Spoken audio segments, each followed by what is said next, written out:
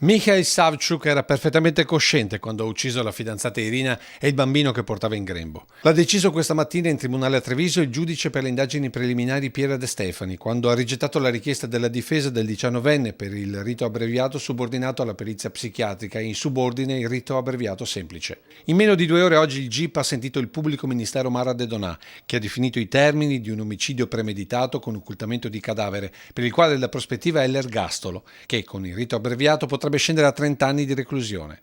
Diversa la posizione della difesa, che insiste su un gesto d'impulso. Diciamo che noi riteniamo che in quel momento il ragazzo ha avuto un istinto che sostanzialmente.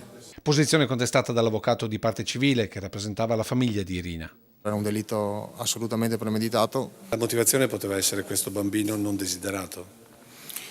Guardi, questo è quello che risulta dalle carte, ma questo è quello che ci ha detto Savchuk. La mamma chiede giustizia, quello che sarà la pena lo deciderà il giudice. Una pena adeguata alla gravità del fatto commesso, ricordo che stiamo parlando di un omicidio premeditato pluriaggravato e occultamento di cadavere aggravato, quindi stiamo parlando di un complesso di reati, insomma, che penso parli da solo.